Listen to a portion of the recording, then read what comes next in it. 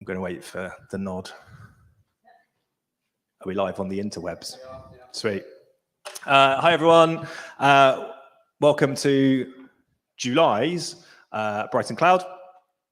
We've changed venue, as you may or may not be aware. Hopefully you're all aware. We are at the motorway offices in Brighton with lovely sea views. So yeah, let's go. That's the welcome. Steve was going to be here, but he's not. Right, so tonight's agenda, we're running a little bit behind, pizza logistics problems. So we've had a bit of a chinwag. We'll do a bit of an intro to Brighton Cloud, which is this now, and then Silicon Brighton, so Alex can do her bit in a sec. Then we're going to talk. Tonight's speaker is me, so I'm going to do a lot of talking this evening.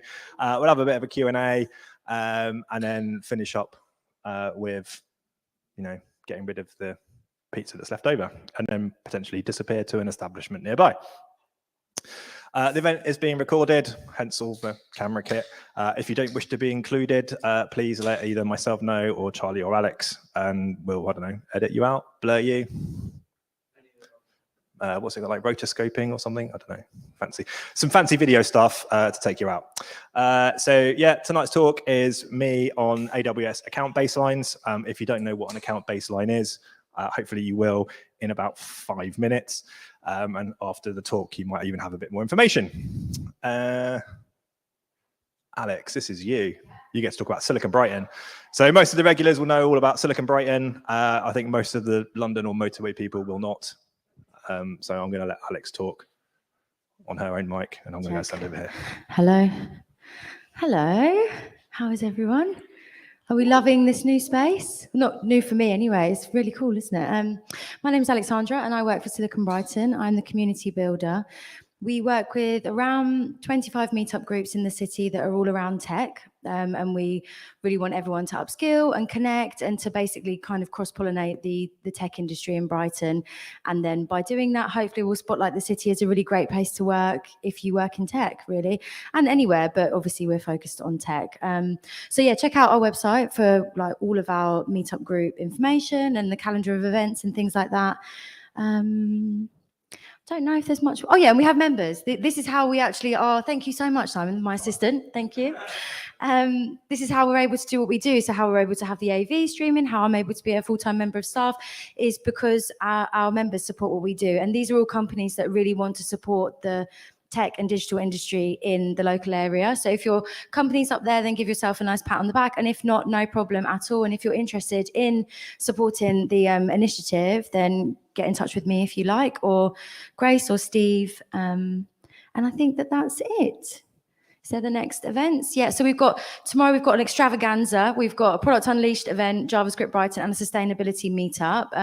JavaScript Brighton is going to be at the Walrus, and it's just a real social, no agenda. You turn up, meet people, chat about problems that you're kind of working through, and it's a really nice crowd. They've been going for a year now, I think, and so they're all quite cool. Product Unleashed is just product people getting together and having like really intense conversations about product and the context of the product in the world, and the guys who run it are kind of designers, so it's all really colourful, much like this. Really good meetup. Brighton Data Forum is all about data, run by a really cool guy named Oscar. So if you want to come along to that, Oscar's the guy to catch on to. And People and Culture Club is for people that work in people and culture. And this is a relaunch. This used to be just a remote session, but now we're relaunching it in person, and we're just doing a social down at Shelter Hall at 5:30 on the 2nd of August. And then August, we're having a break. Oh, except from this. So if you would like to, except from this huge extravaganza, if you would like to walk in the Pride Parade, if that's something that you'd always wanted to do and you've never really know how to do it, then we've booked out like a walking group for Silicon Brighton. And if you want to come along, then go to our website or scan that QR code, and it should be really fun. We've got like a group of 40 people that's all going to be supporting the mission and walking with Pride, marching with Pride. So if you want to come along to that, then sign up and we would love to have you. And then after that, we're having a break. And then it's going to be like chilling in August. And then this is your slide now.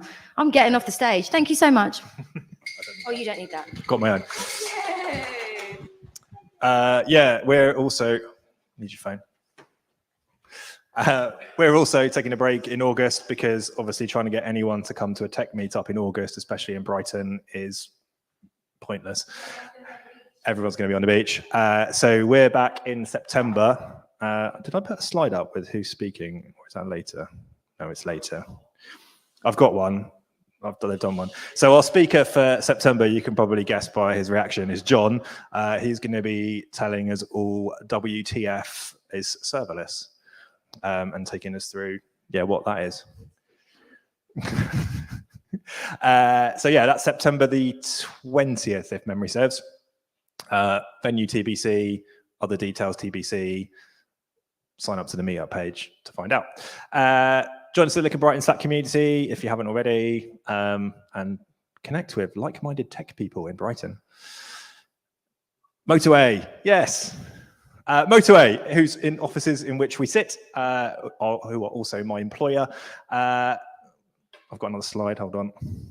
There we go. Right, so you've probably seen the awesome adverts on telly, sell your car the motorway way, which I absolutely love. And that was literally what I covered in my initial interview. But we are basically a really big used car marketplace, the UK's fastest growing. Last year, 2022, we sold 1.7 billion quid's worth of cars, which is pretty cool. 250,000 people have sold their car the motorway way. Everyone loves us. Loads of Trustpilot reviews. 400 odd people. It's probably grown by now, hasn't it? It's probably, that number's probably already out of date. But yeah, so that's us. Yeah, you can read all the stuff. I'm doing it really badly justice. Really sorry. But we are hiring. So if you want to join us in the fast lane, we're recruiting for a number of engineering roles based out of our London office. So engineering manager, tech lead, backend, senior backend engineer, senior platform engineer. You can join my team, and tech lead front end. So get in touch. Workable email, Google, the website, etc., etc. And also, if you're looking to sell your car, motorway.co.uk. So the main event this evening is AWS Account Baselines by me, Simon Downs. Who am I? I am a senior platform engineer at Motorway, obviously. Co-organizer of Brighton Cloud, where we all are. I'm also an RAF Air Cadet instructor, which I've been doing since I was basically 14. I kind of just forgot to leave the organization, and now I'm an instructor. I'm an apprentice DIYer. Ask me about my garage conversion project if you wish. And I've been known to play some games. Currently, I'm going through Project Zomboid still again. So yeah, that's me. So tonight's agenda. We're going to cover what the heck is an AWS account baseline, talk about the root user for AWS accounts, some basic IAM stuff, so identity and access management, talk about billing, auditing, EBS encryption and backup, so elastic block storage, bit of networking stuff, some more IAM, bit of organizations. So yeah, there are a few caveats. This talk is going to cover the what, not the how. There are excellent documentation and tutorials online for how to do the things. And this is not a definitive guide. This is like my approach to doing stuff after a few years of having to do the same stuff over and over again and learning the hard way about certain things. And we're going broad, not deep. So we are going to talk, like, there's quite a lot of AWS services mentioned, but each one of them, i.e. each one of those things on the side, could be an entire talk just by itself. So we're going to go over stuff. Some things do cost money. Some things are more expensive than others. So if you are doing this on like your hobby account, actually look at the pricing, which you should absolutely do for all AWS stuff anyway. And also this is version 1 of the talk. So it's going to be a bit rough around the edges, and there's a feedback thing at the link at the end. So any feedback would be really appreciated. So where are we? A recap before we crack on with the AWS shared responsibility model. Yeah. So for those of you that don't know, the AWS shared responsibility looks like that. Essentially, you can just look at the first 2 blocks, the customer and AWS. Unless you work for AWS, you're the top one. So you are responsible for security in the cloud. AWS are responsible for security of the cloud. So AWS handle all of like the physical security for their infrastructure, the data centers, networking, encryption at the disk level, all of that kind of good stuff, the software that runs on all of the actual servers. And then basically you as the customer are responsible for the security of everything you deploy into the cloud. So basically we're going to cover a lot of stuff that goes through security aspects. If you configure it wrongly, like you just leave all of your address networks open to the public, or you give everything a public IP address, like your database, for example, and don't secure it, then it's your fault and you can't go complain to AWS that they did something wrong. So yeah, if you're not aware of it, have a quick look. So if you're working with AWS, it's good to know what you should and should not be responsible for. So baselines. Basically, they contain resources which aren't directly related to the workload or your workloads that you're running, but help with risk reduction, security, compliance, and bootstrapping. So it's kind of like the basic first layer that you add to a newly created account that helps with all of those things. It's not, you don't have an account just to run a baseline. It's not a workload that you run. It's not a server that you deploy. It's not your web service that you're running. It's all to do with risk reduction, security, and compliance. Generally, if you're running an AWS organization, which we'll cover a little bit at the end, this baseline will be deployed across all accounts in the organization. So you generally you might have a little bit of variation depending on the purpose of what the account is for in comparison to everything else. But generally speaking, the baseline will apply to all of the accounts in the organization. And they're often managed by the infra platform team, if you have one, or if you've got like random DevOps person in the corner, it'll probably be their job to set this up. If you don't have that, it'll be whichever developer you decide you're the person creating an AWS account, good luck. If that's you, you should definitely pay attention. So the root user. So the root user in an AWS account is the email address with which you sign up and create the account. There are two rules. There are exactly two rules for managing the root user. Number one, do not use the root user. Number two, do not use the root user. So one of the things that you should not be doing in AWS is using the root user credentials. You basically create the account, immediately create another user, and then lock the original details away in a vault, really secure, far away from anything and anyone. And that should apply even if you're just using it for like your hobby account. So for my own AWS account, I have my own user, not the root user that I use for actually doing stuff. So the first thing that you should do is, it's a dedicated email address. So if you're a business, or even if it's just your own account, it's always good to use not your actual email address, like, your address plus AWS or something, or if you've got your own domain, AWS at. But yeah, make it kind of distinct because it just helps with scheduling emails, because if they email you to say you owe them money and you miss it, that's probably not great. So you can actually do routing properly.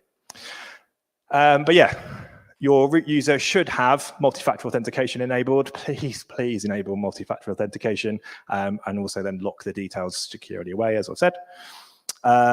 You will enable IAM access to billing and cost management. You can Google how to do that, but it basically means rather than the root user being the only user that can do billing and cost management, you can delegate it to people or the users that you create. At which point you should then create an IAM group for administrators. You can call it super users, super administrators, Jedi, whatever you want. But create a group, assign it the administrator access policy so that they basically get all the access to the account, with the exception to the things that only the root user can do. So the root user, the main thing that they can do is delete the account. And that's the thing that one of the main things that you're guarding against. It's like someone just coming in and just being able to delete your account. Hobby accounts, probably not so much of a problem. If you're a company and someone deletes your organization account, that's not going to be going well for you. And then you're going to create an IAM user for yourself and assign it to that group, so that your user, which will just be a username, will then have administrator access to your account. Job done. And then you log out, log back in as that user, and then carry on doing all the other things. Basic IAM. For those of you that aren't aware, IAM is identity and access management. It basically covers exactly that: identity, so the users, and access management, the things that they can and cannot do. So what should you be setting up first? A password policy for all users in your account, including you. Hopefully, when you created your user, both the root user and your IAM user, you used a really good, nice, secure password. And now you should set a password policy that reflects that. Anyone want to have a stab at minimum password length? 16. Yeah, I'd go 16. 4 words, as long as it's more than 16 characters. 16 words, just a sentence. Yeah, so whatever it is, just set an appropriate password policy. There are multiple resources online, NIST and what's the UK one? Yeah, that one. NCSC, and probably some others floating around that give you good advice. You should enforce multi-factor authentication, but allow user self-management. There is a policy that you can look up on the AWS website, which will give you the details for that. But essentially, it means that users must have multi-factor authentication enabled, but they can also manage their own account. So they can reset their own password, they can change their multi-factor device if they lose it, and other stuff. So basically, especially if you're in a company, you don't have to have everyone coming to you every 5 minutes saying, I forgot my password, or I've lost my phone, or the little token, or whatever else. You're going to, so basically you create an IAM policy and attach it to the groups that you want to have that policy. So any human user should have that policy attached to them, which basically then says any action that they take within AWS must have been authenticated via multi-factor authentication. And if they haven't, then it won't let you do anything. You probably want to create some groups as well. So we've already created an administrator group, and if it's just you and it's your account, you can probably just get away with just doing that. If you're a company, you probably don't want to give everyone administrator access to your AWS account, regardless of who they are. Almost certainly, you don't want to give the CEO administrator access to your AWS account unless they're tech-minded. But usually, you're going to create a bunch of groups based on functions within the business that people would need. So like you can have a viewer group, so everyone can have like kind of view access, read-only access to the account and the resources within it. You might want to be a little bit more specific with that. Developer group for obviously the developers. You might want to give the finance people access to the billing, cost management, and the ability to change the payment methods and stuff like that. You might have a power users group. Whatever the groups are, they're going to be based on what your business needs. But there's just some ideas to give you some ideas.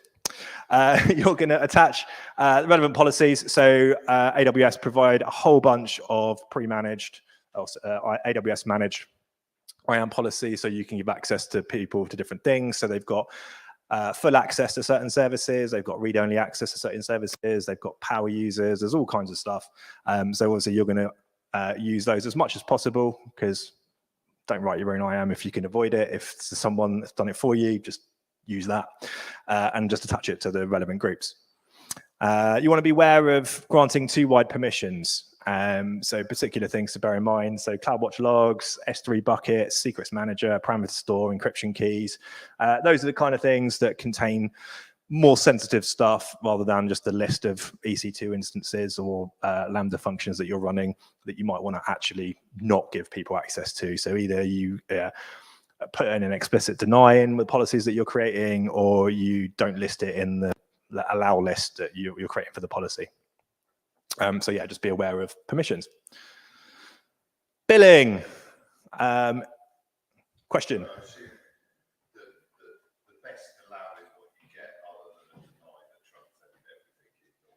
There's lots. So the question is like, generally what's better, allow or deny? I would say there's use cases for both. It depends on what you're trying to achieve. Obviously, yes, deny trumps everything. So you can have all the allows that you like, but a single deny anywhere in the chain of whatever policies will block access to that thing. So you can get into scenarios, for instance, if you've got a deny policy on a group, but then like an allow policy on another group, that you lock yourself out of stuff. So if you're in the administrators group and you've got the administrator access policy, but then you attach another policy that denies things, then even though you've got admin access, the deny policy will take precedence and you will be denied access to those things. So you can kind of shoot yourself in the foot a little bit. So I would just say be careful with denies because they're so explicit. Yeah. So billing. This is useful even if it's just your own account. AWS don't have the ability to specify a limit that you cannot exceed. And you can quite easily, if you're not sure what you're doing, spend a lot of money very quickly in AWS. If you're a business, that's probably not too bad or the end of the world. If it's just you and you've suddenly got a bill for a couple of $1,000s, you might be like, yeah, pay attention to billing. There's a billing console. The menu there is from it on the right hand side. The first thing you're going to want to do is enable Cost Explorer. Cost Explorer is an amazing tool and it will show you exactly where you're spending your money in AWS. You can do all kinds of like filtering and grouping and colorful graphs and everything. It is absolutely fantastic. And if you are the person in your company that's responsible for the cost of your AWS accounts, you will use this a lot. I have in the past. People come and go, oh, how much is this application costing us? Let me go and find out for you. You're going to want to set up a budget and spending alerts. So as I said, you can't have an explicit list, set amount. But what you can do is set up a budget and spending alerts and have it email you when you reach those alerts, which is great even if you're a business, because you can say, right, I'm regularly expecting to spend $1,000 a month, $10,000 a month, whatever it is. But you can do stuff like get an email based on percentages. So if you go, this is my budget, this is what roughly we spend, and you set up an email, I want to get this email when we spend 50% of this amount, you should get that email roughly halfway through the month. If you get it on day 3, that's something to investigate. And the idea is that you get as early warning as possible about spending that you haven't anticipated. Might be a rogue developer, might even be a rogue platform engineer, or it might just be accident. You might have been hacked because obviously you weren't paying attention to security. So it's always good to get an early indicator of what your costs are going to be. Yeah, budget amounts. Consolidated billing basically means if you set up an organization, you'll just build through one account. Rather than getting 60 invoices, if you've got 60 accounts, you get one invoice. There we go. Tax settings. Again, if you're a business, less important if you're, not VAT registered. But you can set up your tax settings, so enter your VAT in the details, etc. And you can also then enable inheritance so that it will go through the organization and you only have to enter it once rather than having to do it for every single account. It's probably also worth mentioning that billing is eventually consistent. So you won't get an alert the instant it hits. Oh yeah, we've got 2 of these because I complained. It's worth mentioning that billing is eventually consistent. So you won't get an alert the instant you hit 50%. It'll probably be the day after. Yeah. Which can suck, but yeah. And again, so you can set it up to 50%, and as John said, you might get an email the next day that says you've suddenly spent $5,000, but at least then, rather than at the end of the month where it might be $50,000. So yeah, bear that in mind. So auditing, for that you're going to be using CloudTrail, which is basically one of those things that you turn on. It basically logs all the activity on an account to an S3 bucket. There's management accounts and management events and I want to say data events, something like that. But basically any activity, any API call, anything the user clicks on the console, all of that kind of stuff basically gets logged to an S3 bucket. This is handy even if it's just your own account because you can remember what you did. And also if your details do get compromised, you can at least find out what someone's been doing. You're going to want to create a dedicated encryption key for CloudTrail. So don't use the built-in service one. I would say create an explicit key just for that. You're going to create an organization trail if you're using organizations. And you're going to lock down access to that encryption key and that S3 bucket. So that's one of the things I was talking about earlier in terms of wider permissions. You want to lock those things down because those are the things that audit the activity on your account. What you don't want is someone compromising your account and then just changing all of the audit logs to make it look like they were never there. You might as well not have audit logs. You can set up Athena to query the CloudTrail logs, which basically just means that you can go into the AWS console, write an SQL query, and get loads of insights into what people have been doing. So you can just spy on what everyone's been clicking on and stuff like that, and find out who has been spending all the money, or leaking credentials or anything other stuff that you would want to audit. There is a thing called CloudTrail Lake, which can manage event storage and querying for you. So rather than having to kind of do manual setup with things, you can just go, I want to use CloudTrail Lake, and it will just create a data store and let you query it and stuff. It trades ease of use for flexibility, or flexibility for ease of use, i.e. it's easier to use, but it's less flexible, just in terms of what you can do with it. Generally speaking, John, not specific, don't worry. Exactly. And you can set up alerts for high-risk events, so such as the root account login, which obviously no one should ever do because we've already said don't do that. So you can have an alert set up that says anytime that happens, you get an email about it, or it basically goes to a notifications topic. So you could put it to Slack, you could set it to PagerDuty, whatever. So whatever you want, but you can set up alerts for those kind of things. Like you can set it up for watching pretty much anything. So if someone spins up an EC2 instance in a region that you don't want, you can get an alert for that as well. Also on auditing, a service called AWS GuardDuty, which is a threat detection service that continuously monitors your AWS accounts and workloads using CloudTrail, VPC logs, so network logs, network traffic logs, and DNS logs.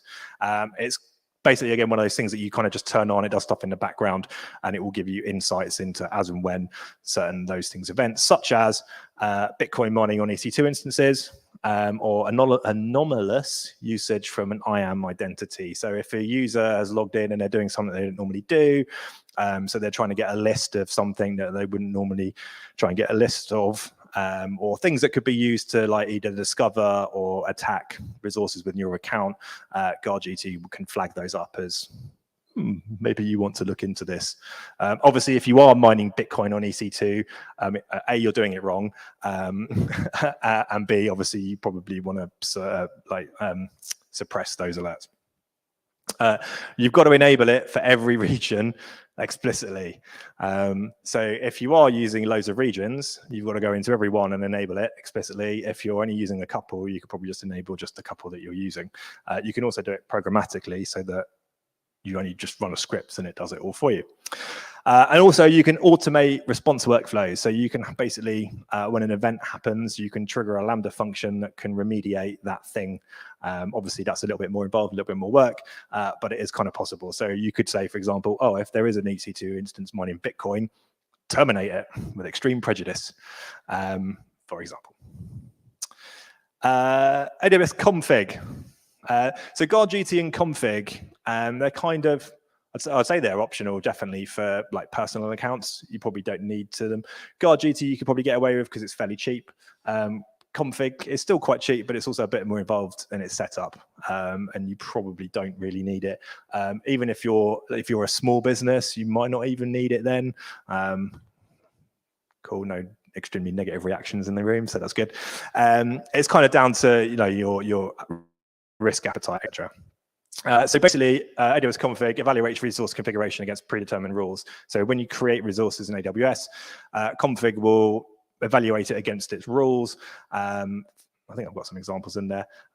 But essentially, have I enabled encryption on all of my buckets, or the bucket that has just been created, or are all the EC2 instances below a certain size, or whatever the rules might be. Again, you've got to turn it on for every region. There's a large number of managed rules. This is where the examples are. There we go. So it comes with a whole bunch of managed rules. Obviously, you can also create your own. Examples in there include auto-scaling across multiple availability zones. So if you're setting up an auto-scale group, does it actually span multiple AZs? Obviously, if you've got auto-scaling, but it's all in one AZ and that AZ disappears, you don't really have auto-scaling. It makes no difference. Or you do, but it's not very resilient. And also, do all the IAM users have MFA enabled? So that will catch, is there a group that didn't have that policy attached, or a user that managed to slip through the net? That will catch them as well. And obviously, you can have custom rules. And it can also provide automatic remediation for certain things. Again, it's a bit more involved. I'm not going through the hows. I'm not doing a tech demo that will fail. Excuse me. EBS encryption and easy backups. Encryption is one of those things that you definitely want. AWS have recently changed S3 to enable encryption by default, so you can't, I think you can turn it off now, can you? It's just there. Are there exceptions? Yeah, there's like some, if you create an account after the date, it's just encrypted, tough. You can't yet do that with EBS. But there is an option buried deep within the AWS console where you can turn on EBS encryption by default. So you don't even have to then go and tick the box when you create the instance, or remember to specify it if you're writing Terraform or CloudFormation. Yeah, so we're going to enable it by default. Again, you've got to do that explicitly for every region. Amazing.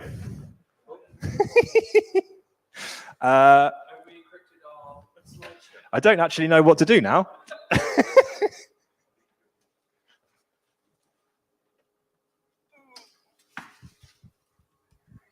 I love it when a plan comes together. No, I know, right? Yeah, but I kind of wanted to carry on with the talk. I don't even know the passcode. Does anyone know the passcode?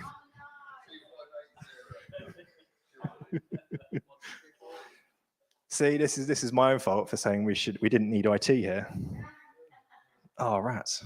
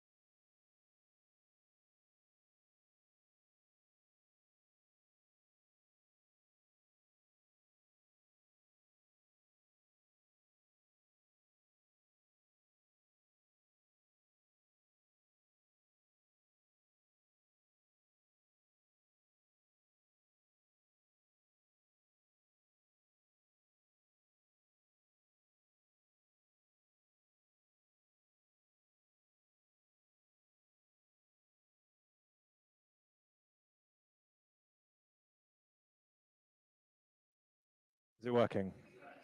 Yeah. Mic's on, isn't it? Yeah, there we go. Sweet. Are we good? Have you got the video stream from the laptop? Sweet. Welcome back, everyone. Hope you enjoyed the impromptu bio break, interval, commercial. There were absolutely no technical difficulties whatsoever. Everything is fine. Anyway, where were we? I was talking about encryption because everyone loves encryption.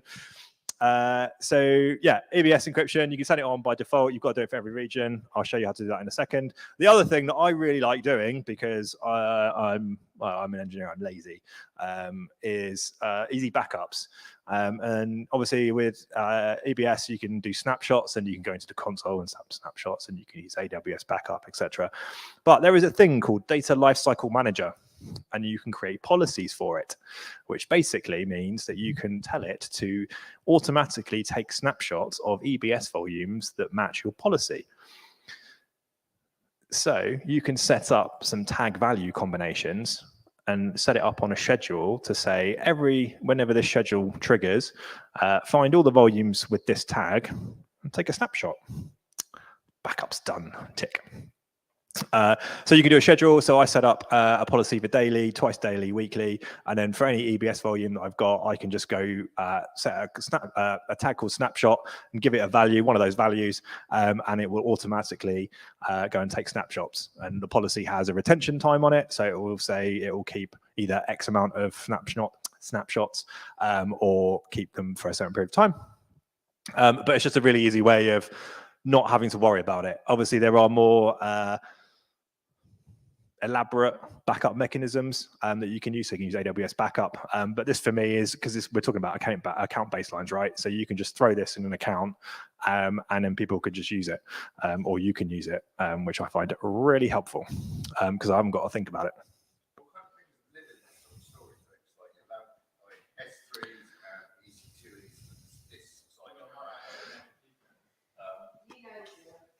So basically, what is EBS? So EBS is basically the disks that you connect to EC2 instances, or the disks that you connect to. I mean, they're virtual disks, obviously, but it's the storage for the EC2 instances. It's the storage for your RDS instances, so your databases, that kind of stuff, basically. But not your buckets or your... No, so S3 is different. S3 is just object storage. This is block storage. So disks. Yeah. Cool. Yeah. So there we go. And because everyone loves Bash, and I'm a platform engineer, so I love Bash. There is the Bash script for enabling encryption by default in 3 regions, because they're the 3 regions that I care about most of the time. US East 1, EUS, and EUS 2. So Virginia, Ireland, and London. But basically, you just run a command on the CLI for each region, and job done. For some reason, you can't do that in the console. Please, AWS, fix the console so that I can do that for everywhere. It is, yeah. It's not even easy to find. I even had to look for it when I was trying to remember where it was. So networking. I know there's a few network people in the room. Networking is fun. It's also quite hard. And when I say networking is fun, of course, I mean cloud networking. Physical networking with cables and stuff and patch cables in a cupboard, hard pass. Clicking buttons around and automating some scripts and stuff, networking, lovely, love that. So the one thing to bear in mind with networks is that you can't peer networks, so link them together, if the IP ranges overlap, CIDR blocks, without NAT, or network address translation. And no one likes NAT. It's a real pain in the neck. You say you like NAT.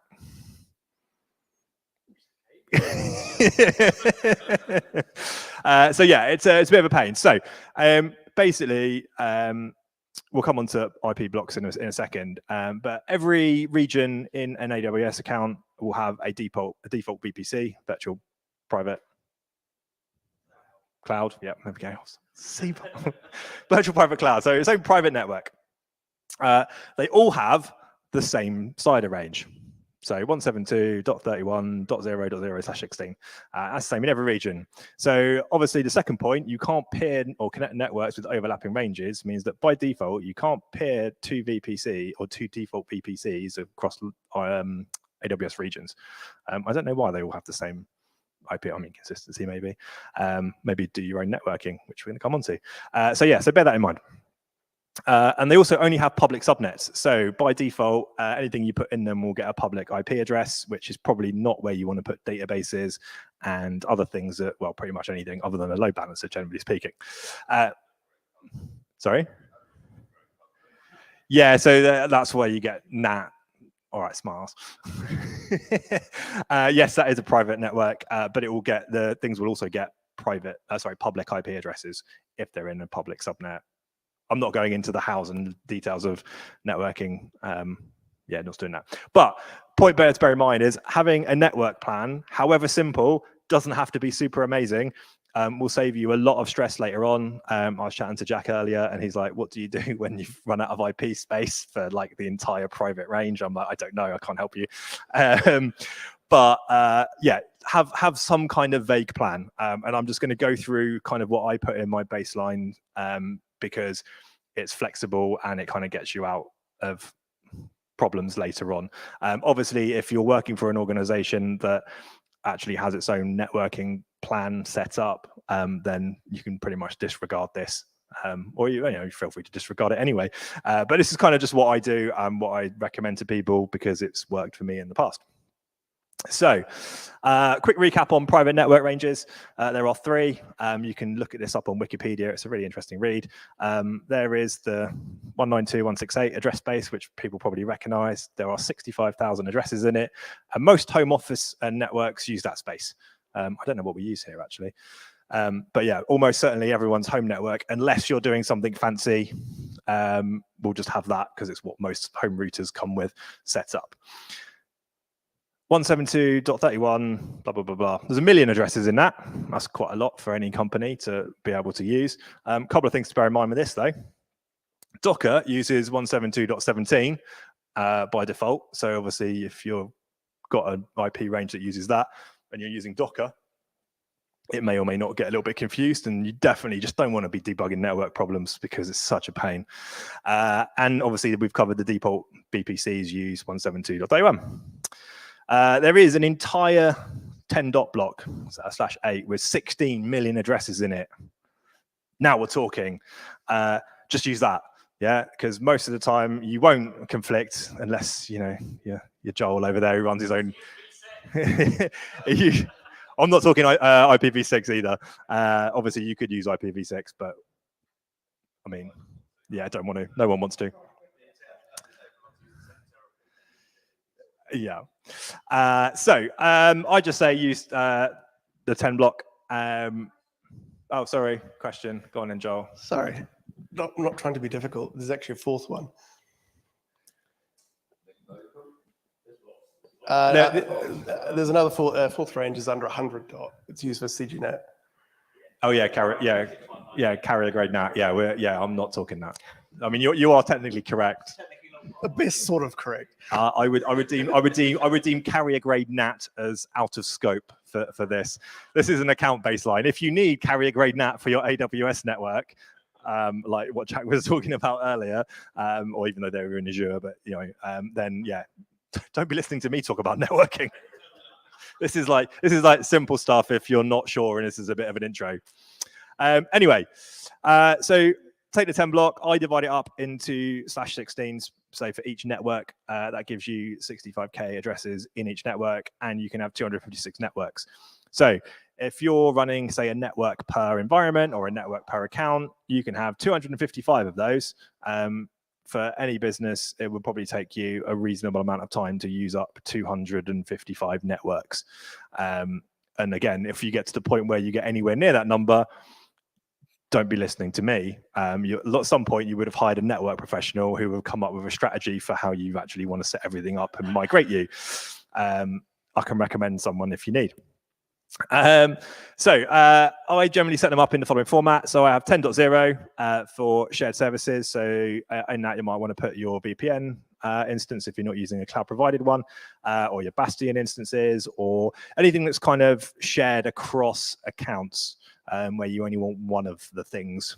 Then we've got obviously production, which I put on 10.1, staging that I put on 10.2, and dev on 10.3. So one of the benefits of doing that is that if you look at the IP address for any of your services or your instances or your databases, and you see an IP address, you can rationalize what account/environment it belongs to or what network it belongs to, which I always find really handy when you're dealing with stuff.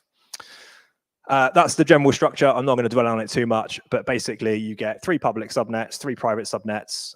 Because you're going to deploy most stuff in private subnets, you get 8,192 addresses in each of those subnets, a bunch of unallocated space. So you could have private subnets for your databases if you wanted more subnets. If you wanted more availability zones, then there's space there for that. And then over in public, you only get 4,096 addresses in each subnet. Again, any company or even an individual, good luck as an individual, filling up like the address space for one of these networks, let alone all of them.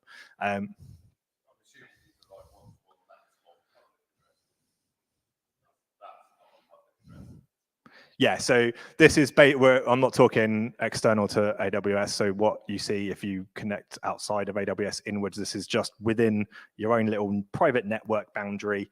And you can obviously because they're different networks, you can pair them together using various tools and techniques, which I'm not going to cover. Peering or transit gateway are the main ones. Private link, direct connect, blah blah blah blah. But because your main thing you're bearing in mind is that the addresses or the IP ranges don't overlap, so that it gives you the ability to then connect them later on if you so wish. Obviously, production shouldn't be talking to staging generally, but if there is ever a condition where you want to do that, maybe you want to link something to copy some data somewhere or whatever it is, at least you've got that option. Whereas if everything's just using the same range or you've constrained yourself, then you don't even have that option. So it gives you the ability to make conscious choices about what you do and don't want. I feel a question. So yeah, sorry. So good question. What's the difference between private and public here? So here we're talking the subnets within AWS. So within AWS network, you can have it's got the concept of private subnets and public subnets. So private subnets are only visible or routable within your own network. So nothing from outside can see into them ever, unless you actually explicitly route something via a public subnet to it. So it's a little bit complicated, and I don't want to dive too deep into networking. We can chat afterwards, and I'll kind of go through it. But yeah, the stuff that's in public subnets will generally get a public IP address. So if you were to create an EC2 instance in a public subnet, it would also get a publicly routable IP address that random people on the internet can then hit. And that may or may not be something that you want. Obviously, if it's your Bastion host or your VPN instance, you probably want people to be able to connect to it from wherever. If it's your database, you probably don't want random person in random country trying to hit your database. I mean, obviously you should be running databases in RDS anyway, but again, you would still get a public address if you tick the box. Whereas if it's in a private subnet, you're reasonably certain that, bearing in mind, as long as no one's done something really stupid, which is possible, that the people on the random internet can't connect to your stuff. So even if you have a security group or a firewall rule that says just allow anything from anywhere, that anywhere isn't the public internet. So yeah, does that help? Yes. I'm just going to have to keep this, aren't I? The point is, a public sub, every instance resource, whatever in AWS, always gets a private IP address. That's what that range is. If it's in a public subnet, it also gets a public IP address. But you don't see it on your interface. You see it in the console. Yeah. But yeah, you basically, if an EC2 instance in a public subnet would have 2 IP addresses. It would like 2 network interfaces, one with the private address, one with the public address. And yes, you can do stuff like even in a public subnet, you can not give it a private IP address. but then we're getting too far into the weeds. So anyway, yeah, so this is how I basically set up networks when I have to spin up an AWS account or an organization. Mainly is that I can have options later on in terms of how you can pair them and connect them, and also because it means things are identifiable. So again, because you've got consistency there with the availability zones, so A, B, and C, and whether it's public or private. So if I get like a 10.1.1.1 address, I know that that's going to be in private A, for example. So I know which availability zone it's in and which network or account it's in. IAM restrictions. So very quickly, because time's getting on. So there are things called service control policies and IAM policies. IAM policies we've kind of covered earlier. That's what you assign to groups. Service control policies are at the organization level, which I'll come on to in a second, which basically override, for want of a better word, your IAM policies. So they determine like the maximum set of permissions that you are allowing in effectively an organization. So they're kind of organization wide. So you can apply things like, well, I'm going to cover in a second, actually. So you can restrict what regions you can use. So you can say, right, we only ever use Ireland, for example, as a region. So why would anyone need to spin something up in like Africa or the US or whatever? So you can set up a policy that if someone tries to create anything in a different region or a region that you're not allowing, you will just get a deny error, even if they've got administrator access in that account. This is also really handy just for, most companies. You're not going to be looking at multiple regions. There's a reason why I had the US East 1, EU West and EU 1 and 2, because the vast majority of companies will just be operating out of one, like possibly all three of those regions, but you're unlikely to be, unless you're properly global, other regions, and even then, you're probably just using CloudFront, which is global anyway. So anyway, yeah, don't forget about EU West 1. So EU US East 1. Because certain things that are global actually live in that region. So if you don't allow access to it or those services, then things won't work. So for example, all CloudFront certificates have to be deployed in that region. You can't use, even though you might have a CloudFront distribution in a different region, the certificate for it has to be in US East 1. So there are some caveats. Again, you can Google this online. There's the policy, or I've got one. See me later if you want a copy of it. Beware full access policies. So I mentioned earlier, some things you have full access policies. So for example, there's an EC2 full access policy, which will give people with full access to EC2. And you're like, yeah, sweet. Everyone can create and terminate their own instances. They can, do volumes. They can do all that kind of stuff. Excellent. Brilliant. They can also spin up really big instances that cost loads of money. You might not want that. So some of the bigger instances, reasonable amount of cash per hour. You probably want to avoid that. Again, you might even want to, in your own hobby account, make sure that I don't really want to spin up anything other than like a T instance. So you can specify in the policy, only allow like T3 instances, or only allow like T3 micros or whatever. So you can restrict the instance size. Again, not just EC2, you've got Elasticache, you've got RDS, and a few other things that do instance sizes. So you can restrict the size of the things that people were allowed to deploy. And again, if it's in a service control policy, that's across any account in your organization. So you could just ban people from starting X1 size instances anywhere, which is probably a good idea. The other one is reserved instances. So EC2 full access will enable someone to go into your account, like, one of your really nice devs, and go, oh yeah, I'm just going to reserve an X1 size instance for 3 years, paying it all up front. And at the end of the month, you will get a very, very, very large bill. Now, if you ask AWS nicely, they might be inclined to help you out with, not paying that. But why put that in there? So you can just basically restrict, again, via a service control policy, for example, that no one, you probably don't want to do that via a service control policy, because someone's going to want to be able to reserve instances somewhere at some point. But for example, like your developers group, even though they might have full access to EC2, you probably want to deny them the ability to spin up or to reserve instances, for example. So just bear in mind that some full access policies grant things that you may not intend. because there's an awful lot of actions that you can do for pretty much any resource. Also creating provision capacity. So things like IO operations, IOPS in EBS, so disk performance stuff. And again, DynamoDB, you can reserve capacity. That can be quite expensive if you're reserving quite a lot. So again, like you probably want to restrict who can actually do that. So who can commit me/the company to actually spending money? You probably want to restrict who can and can't do that. Organizations. We're coming to the end, don't worry.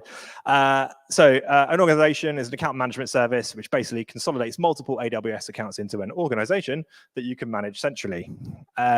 You probably won't have one if you're just a hobby person.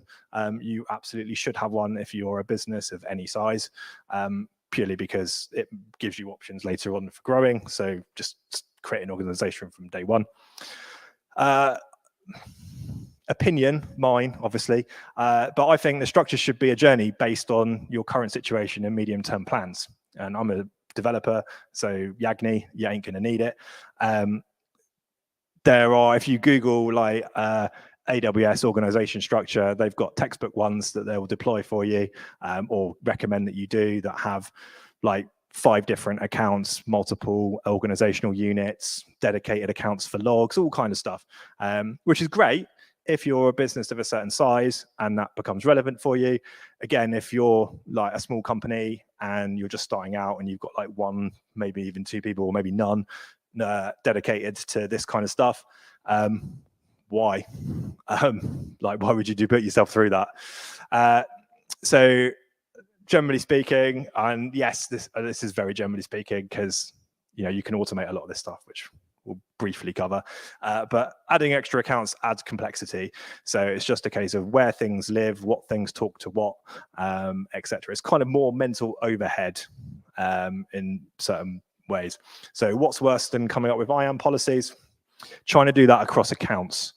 Like it's just a pain sometimes. Once you've been doing it for a while, you're kind of like, oh, okay, it kind of becomes second nature. But if you're new to it, and this is the kind of thing, if you started using AWS and you started with having to try and work out across account stuff, you might be tempted to just give up, because it can be a bit of a minefield, and it's just hard. Yes, mate.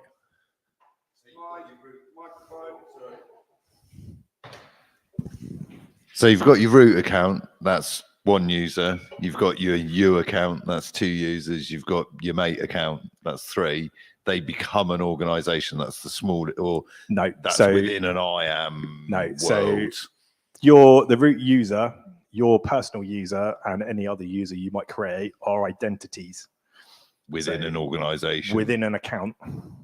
Right. And then you can wrap that account in an organization, The and you next can have tier up. and you can have multiple identities, and you have identities over here, identities everywhere, if you wanted, because roles are also identities for the purposes of IAM.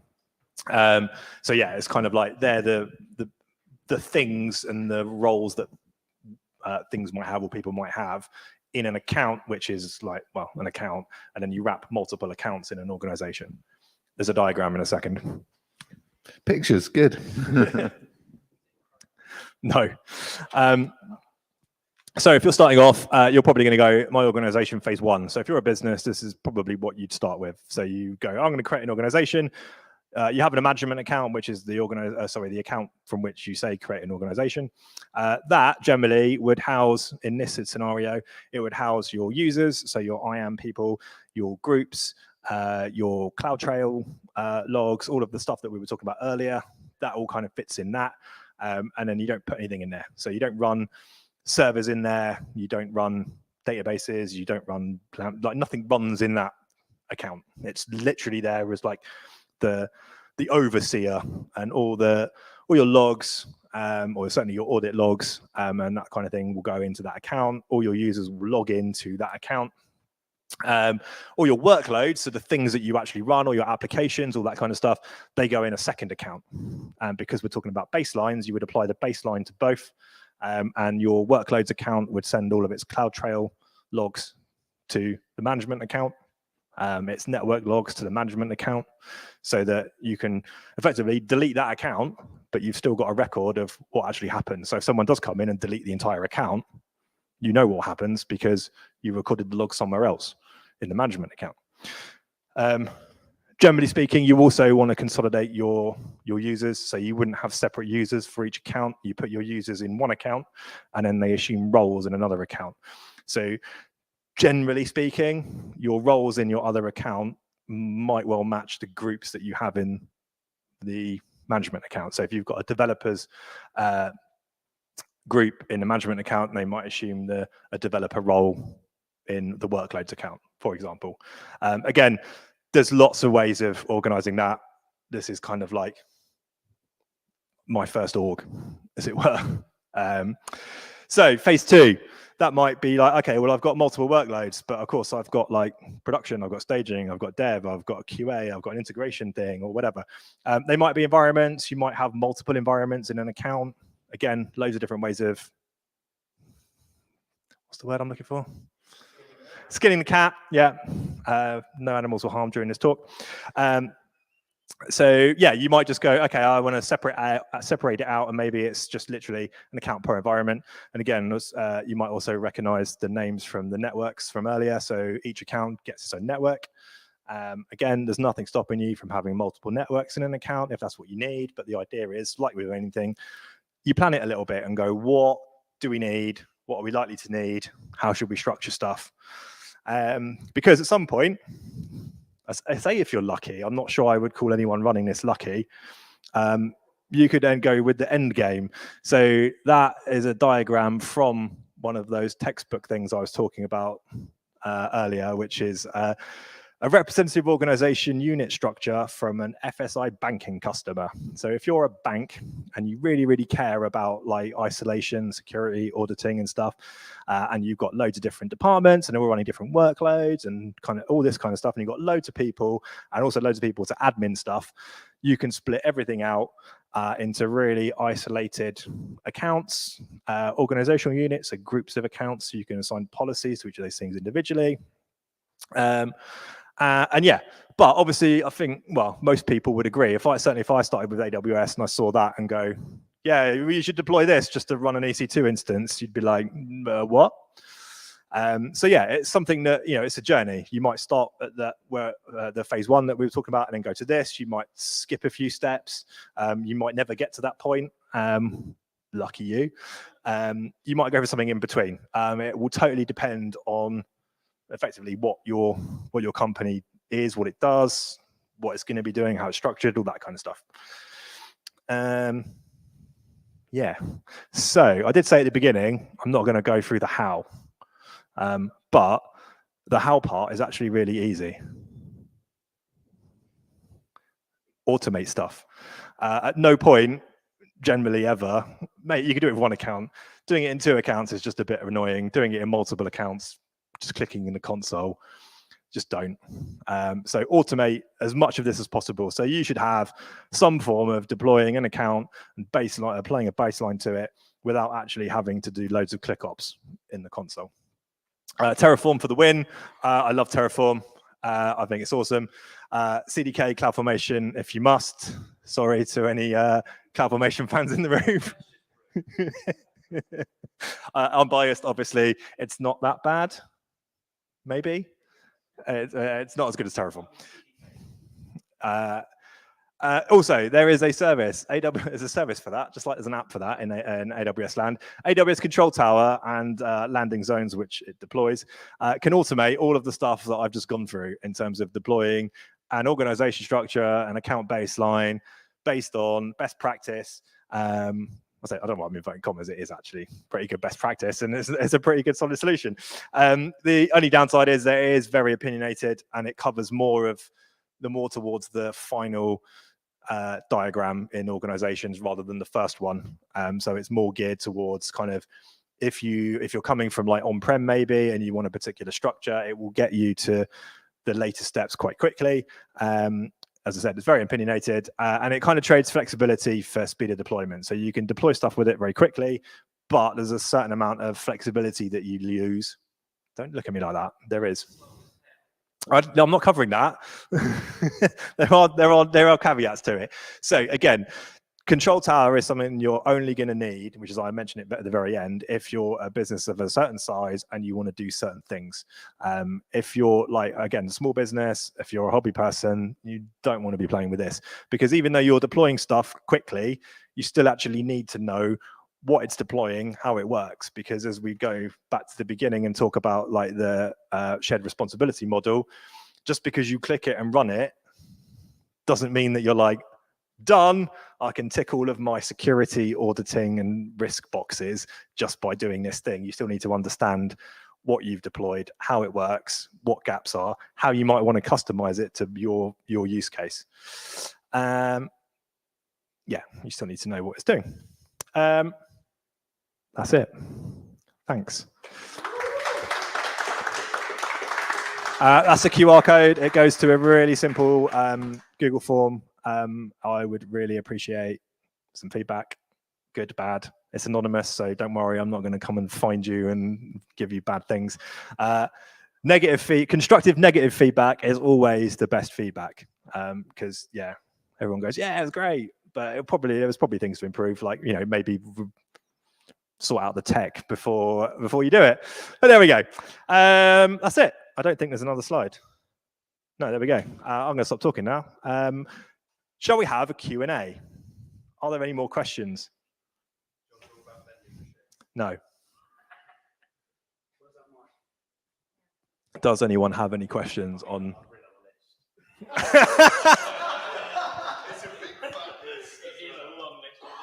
Come on in, Jack. I'll pick some highlights. Give us a selection. I'll do my best. So this is interesting, right? So for those of you who haven't met me, I'm Jack. I work at Microsoft, but off duty tonight. I actually manage Azure landing zones for Microsoft. So I came here to do a bit of fact finding and see what the other side's like and refresh myself since I last touched AWS. I don't work years for AWS, so I might have got all of that wrong. It's fine. It's all good. It's generally what the field say is better than what people say. I've learned that the hard way. I've got some really interesting questions. Like I'll pick some highlights out of here. So SCP and config, are they the same thing or not? So service control policies and AWS config, no. But they seem like they can do similar things, right? There's an awful, I say there's an awful lap. For me, it feels like there's a lot of overlap in certain areas, but they kind of do slightly different things for each service. I mean, there's a reason why they deploy different things, right? There's not two teams, they suddenly deploy the same mechanic. So service control policies are about permissions and like the maximum things that users are allowed or identities are allowed to do. So config is more about, for things that they've done, do they match the rules that you establish in your organization? Cool. So you might have a service control policy, as I said, that restricts the sizes of instances that someone can deploy. So if someone tries to make a big instance, they'll be told, no, go away. If they make a smaller instance, it matches that. So tick, but then also you might say, okay, well, it should only be in a private subnet, or it should have encryption enabled, or it should have any one of a number of other things. But you're right, because you could also set up a config rule to say says not this size. That says, if the instance is this size, then trigger an issue. And that's probably where my question lies, right? Because in Azure, we have RBAC, which is our IAM model. And we have policy, which is it must look like this, it must be this shape, it must have this color. And it seems like there's a real crossover here. Like we can't do those things. Like RBAC does not allow you in Azure to say you can't deploy a VM of this size or an EC2 instance of this size. That's a policy thing. Yeah. And where do you draw the line? Like when do you decide it's SCP or when do you decide it's config? So I would probably... Or is it more your opinion and flavor, like depending on which way you want to do it? Yeah, I personally would say, I mean, like how it fundamentally works is that a service control policy will say, no, you cannot do the thing that you've said. So that would be probably the stuff that's more destructive or has wider impacts for if someone were to take that action. Like for instance, like reserving instances, you probably want to say, don't do that, not we'll fix it later or we'll auto remediate it. So can config prevent you from doing things, or is it always after the fact? Config is after the fact. Fine. So it will flag an issue via its various mechanisms and alert you and tell you, but it will let you do the thing and then go, by the way, he's done that. Yeah, by the way, he's done that. And you can set up like the auto remediation aspect that says, right, if they remove it. Yeah, if someone did set up a really big instance, just terminate it or take whatever action. Ryan's going to chime in, as I knew he would. Config's got to allow this as well to get away from the fact SCPs are hard and fast. You cannot do it.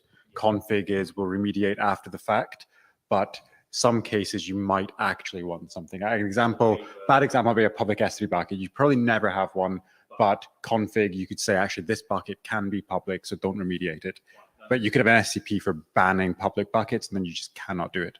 Yeah, that's a good point. Yeah, So there's no exemptions. Yeah, so SCP's no exceptions. Config will let you do it, but it also have you it allows the exceptions to the rules, whereas SCP doesn't allow exceptions unless you bake it into the policy. Right, and I take it that's why an org structure like the FSI one that was shown is important in those scenarios, because you could say, well, this area, OU over here, you can have a public S3 bucket, but over here, definitely not. Yeah, so you could craft an SCP that says, okay, or apply this to all the accounts except this one, I think. For example, Cool.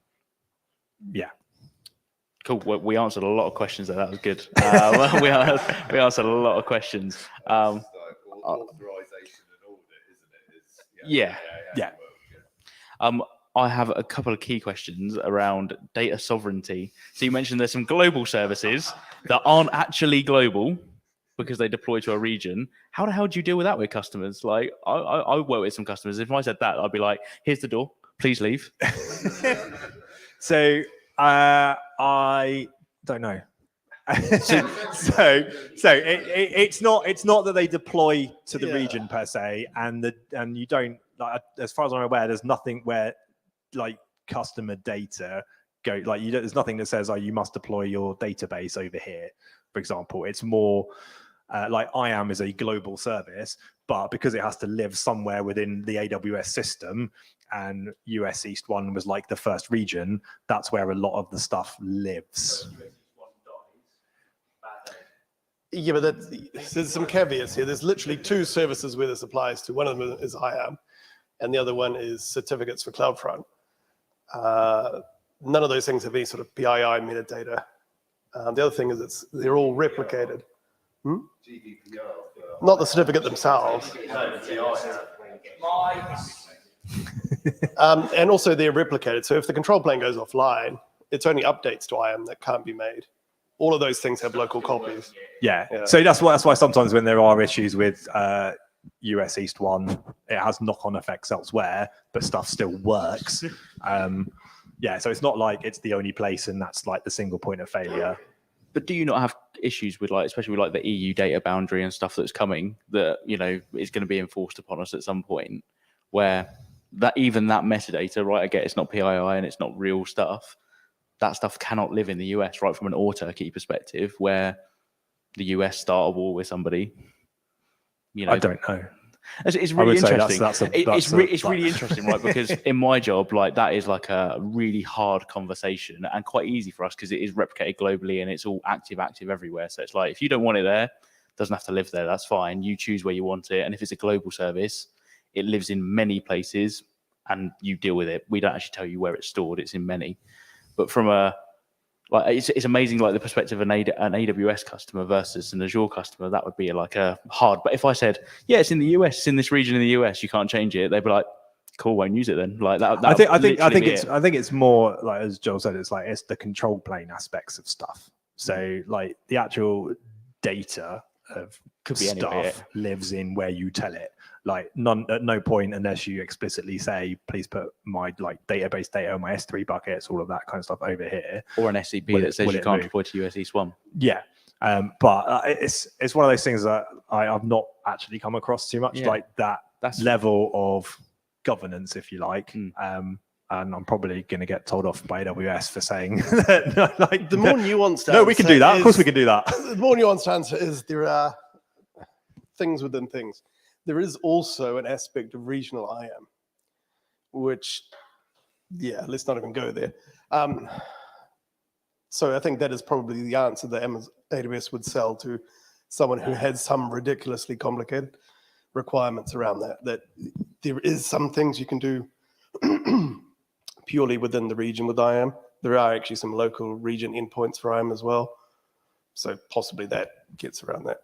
Yeah. So again, because a lot of the stuff, it's managed services, right? So I don't know enough about the internals of AWS of how they do it, because like obviously even the stuff that lives over in like S3, for example, like has endpoints everywhere. So you can have a single bucket, but technically access it from everywhere unless you say not to or something. So I've just remembered what the AWS account rep would say. And that would be in the AWS world, they've got another concept of, I don't know what they call it, is it tenant? You've got the China region, for example, which is got its own IAM, totally organizationally separate. There are also the GovCloud regions. And that would be, if you're a big enough customer in a UK government, you would get your own equivalent of that. And that's like exactly the same as Azure. We call them clouds, right? We have a China cloud and we have a US Gov cloud, and there was one in Germany that we've just shut down, and like there's all those things. But it's more about those customers who are FSI, typically FSI, because they're always the most complicated, where they say all of our stuff must live in the UK. Over my dead body, it can live somewhere else. Don't care whether it's control plane, data plane, whatever. It's my data, it lives where I want it to live. And that's what I find really interesting, that some AWS customers just go, can't do anything about it, like carry on. Whereas I'd like fight for months trying to have that conversation with security CISOs. That's interesting. Not working for AWS, I don't know. No, just interesting. So thanks for that really, really hard question. I thought it was more of a, let's just generally chat about it. But, it seems like the AWS answer is run away. Don't answer it, run away. No, use. Yeah, exactly. One thing that we actually have a really poor problem with in Microsoft is moving, like you say, like start small, right? Like if you don't need organizations, you don't need all this stuff, start small, completely agree. How do you handle when you get to that point where we need to grow, and that stuff that was in that account, in the workload account, now needs to be split out into various buckets because we've decided that each application are going to get their own account or whatever. Does that work well in AWS? Because it doesn't in Azure, like hands up, like it's terrible. Work the problem. Sorry? Work the problem with your team that you have. You're really smart people that you hired to But like, because we have this concept in Azure of moving resources and resource groups between subscriptions, which are accounts effectively. But it doesn't work for every service. There's downtime potentially for some. Like, does that work in AWS, or do you have a similar concept? So there is the data migration service, which you can probably use to move data from one account to another and do replication and all this kind of stuff. But it's not like physically picking up that like control plane resource and going, no, this now lives over you don't here. go take that, put it over here now.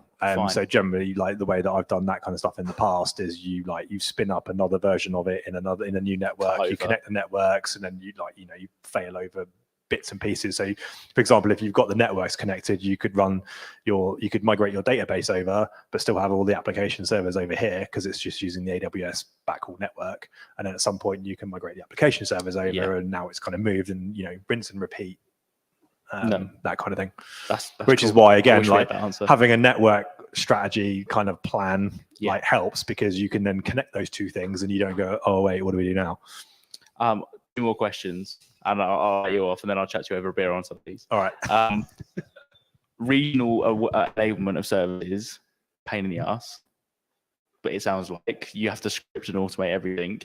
Can you use config, something like that, to write a policy that says, hey, if you see a resource that appears in this region, now go and automate and enable these things so that you can do it at scale, right? Like it's a set and forget sort of thing. So there are, I can't remember, I think it's config, where there are config rules, like managed rules, that will say, like, ensure that CloudTrail is enabled in this account, this region, etc.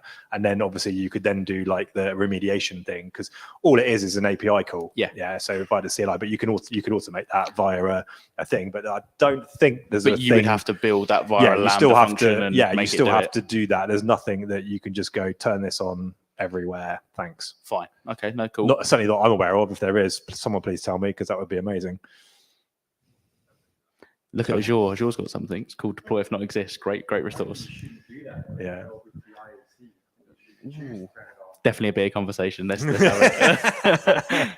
I kind of tend to agree with Ryan in terms of that kind of stuff. Like, you want to explicitly, it's a pain in the neck, but again, like, you're explicitly choosing to be in particular regions, right? And you want to turn this stuff on. It's like, even if it makes sense, because a lot of this stuff also, it has costs to it. and obviously, the costs might be minimal, but they're still there.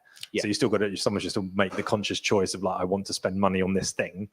And that's why you've got IAC, right? Because you're just everything, like even all the account baseline stuff, like you just automate that. Yeah, I suppose it comes down to your vending process at the end of the day, right? If you're always in control of that vending process, that's easy to say. But if you're not, and it's more devolved and democratized, and random people have got permissions to create accounts, you've got a slightly different journey. You've got a bigger problem if random people have got permissions. Well, to not create random accounts. people, but somebody gets permissions to create an account. Somebody gets. But then again, like that's where you set up like SCPs and stuff, and like you would like, so if you're doing that kind of stuff, you would automate the creation of the accounts. Like maybe you've got like a web interface that you've created that you put someone now in does. front of it. Yeah. Joel's got an answer. Sorry. So so that's where the control tower comes to solve that problem of where you have a proliferation of accounts with loose policies. How do you then go and try and retrofit a baseline? And that was really why AWS created that, I think, is to be able to push that. Yeah, be able to go into all those accounts and do something through that mechanism. Yeah, and that's commonly what I hear is like control tower is the answer. Last question, tags for governance. Do we think it's a good idea? General question for the group. I love tags. Everything should be tagged. Everything should be tagged, correct. But you then start crafting SCPs and configs around tags, like you were mentioning about backup policies. And somebody goes and changes it, going, oh, well, no, that's not tag X, it's tag Y. And now they've turned off backups and they didn't realize. So one of the things that I didn't cover, maybe there's a lot of stuff to cover, so I cut some stuff out. But there is the concept in AWS of tag policies. So you can set like a policy for everything. You can set a policy for tags. So you can say every resource must have these tags. These are accepted values. You can set like every resource that's kind of like named this, or like this type of resource has to have these tags. So like again, it's flexible in terms of what you do. Like again, what I generally set up is a tag policy of like, right, everything should have an environment, so you know what environment it's from. It should have like an owner, whether it's a squad, a team, whatever you call it, like who owns this thing and is responsible for it, even if it's just like a billing category or something to group it. And then usually like what application does this belong to, because most things belong to an app. And if it's not an app, then it's probably platform related, so the application is just platform, for example. So if you took that example further, you've got an environment tag, and you've got a policy that says enable backups for anything that says production, but the person's got an IAM role or group. That IAM in an AWS still confuses the hell out of me. Like, me too. But they've got permissions to update that value of that tag. Are you now pretty at a sure risk? Tag policies are a bit like SCP. Someone correct me if I'm wrong, but because in there, or is this the grey area? Because we have the same thing, right? They're org wide. So again, like even if you've got admin access, you would have, if there's a tag policy that says you need this tag, even if you've got admin access to the account, you would still need to go and change the tag policy. Yeah, I mean, this is literally why tag policies were created, because everyone capitalized things slightly differently.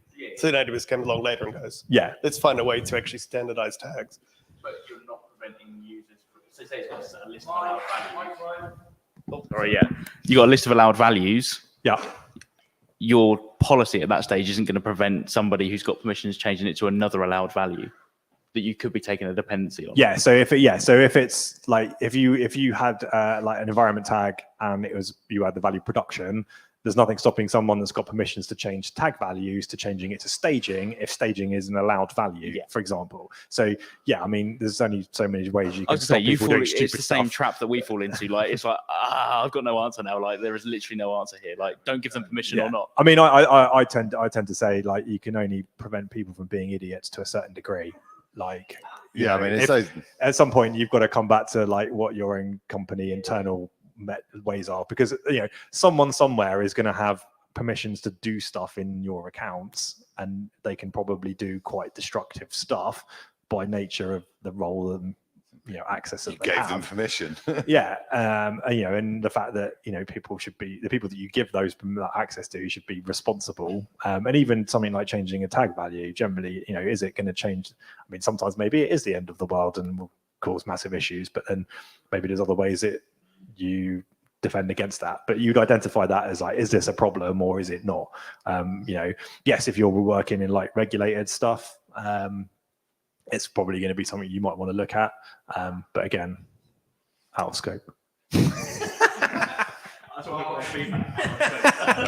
Yeah, I think some of what Jack was saying though is sort of that unexpected consequences of you go, oh, I'm going to take the server out of being production, but it's still got important data on it. So I'm going to change its tag because it says production because that looks like a good idea, and I'll make it staging.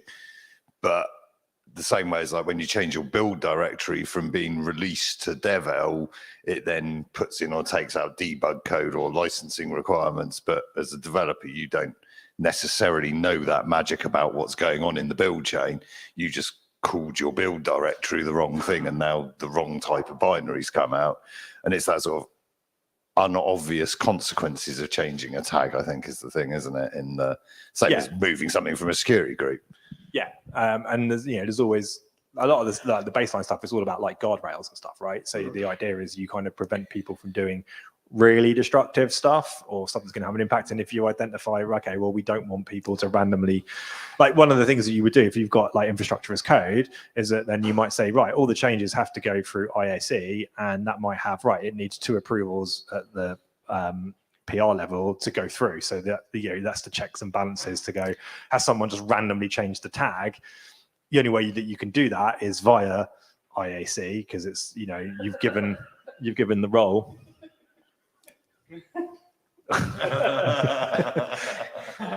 Go on. Very quickly, I think if you were that concerned about the tags, you would probably spend a lot of time crafting a conditional IAM policy on or a bunch of IAM. Just actually create the policy that, if you're creating a database, here's a conditional case on the IAM, on the create database, to say that there has to be a tag of a certain value or set of values. If you really, but it'd be a lot of work. Grilling over, you passed. Congratulations. Thanks, dude. Right, yeah. But no, good win. Okay, yeah, thanks. And thanks to the other experts in the room that chipped in as well. Appreciate you guys. And thanks to Alex and Charlie. Have we finished on the internet now? No. We haven't. Bye-bye, internet. Thanks for stopping by. Have we finished on the internet now?